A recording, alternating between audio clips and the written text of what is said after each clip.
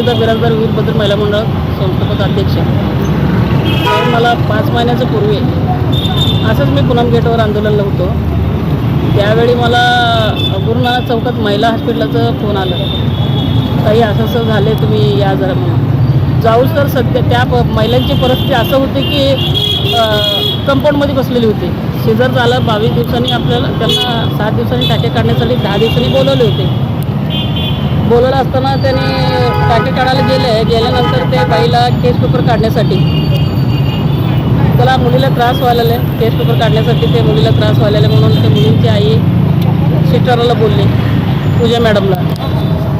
पूजा मॅडमनी म्हणले की पूजा मॅडमचं त्यांच्या कर्मचाऱ्याला सांगितलं तर ते थांबा म्हणून सांगितलं. पेशंटला त्रास व्हायला रक्त यायला त्याच्यामुळं घ्या म्हणताना तुम्हाला तात्काळ जर करायचं असेल तर तुम्ही 1000 रुपये पडतंय, नाहीतर जाऊन खाजगीमध्ये करा. हे असेल भाषेमध्ये बोलून ते पेशंटला बाहेर हाकलले होते. मी जाऊन हेडिंग शूटिंग वगैरे काढले, ग्राउंडमध्ये घेतले.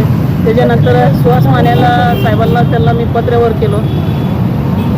वारंवार 3 वेळा पत्रव्यवहार करूनसुद्धा ते लोकांनी दखल घेतलेली नाही आणि माझं अर्जाची कचऱ्याची टोपला केल्यासारखं ते लोक केव्हा जाईल तेव्हा कागदपत्र तिथंच असते. केव्हा बघील तेव्हा कुलकर्णी साहेबाला भेटा म्हणलं तर माने साहेबाला भेटा म्हणतात, माने साहेबाला भेटा म्हणलं कुलकर्णी साहेबाला भेटा म्हणतात. असं माने साहेबांनी बदली होऊन जाऊच तर, सुहास माने साहेबांनी बदली होऊन जाऊच तर हे टाळाटाळी केले.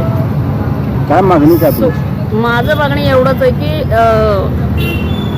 ते जेवढं कर्मचारी 5 जण आहे त्यांच्या नावासकट दिलेले आहे पत्रव्यवहारमध्ये. चौकशीचा अहवाल म्हणते, चौकशीचा अहवालाचं 4 महिन्यात झालं चौकशी अहवाल आहे. गेलेच म्हणतात पण त्यांच्यावर कारवाई होईना. मी जास्ती बोलण्यापेक्षा तुम्हाला लास्टच बोलते, 5 जणांवर तात्काळ कारवाई करून त्याला निलंबित करण्यात यावं. आज दुसरा दिवस आहे तुमचा आंदोलन. आहे. पुढे काय करणार तुम्ही? पुढे जोपर्यंत त्यांनी आता हे बघणार मी सोमवार मंगळवारपर्यंत, नाही जर झाला तर बुधवारी आम्हाला आंदोलन उपोषण बसणार आहे. ह्या लोकांना तोपर्यंत हे असं ते भोंगळ्यावर चालू आहे. तर महिला हॉस्पिटलला नावाला आहे.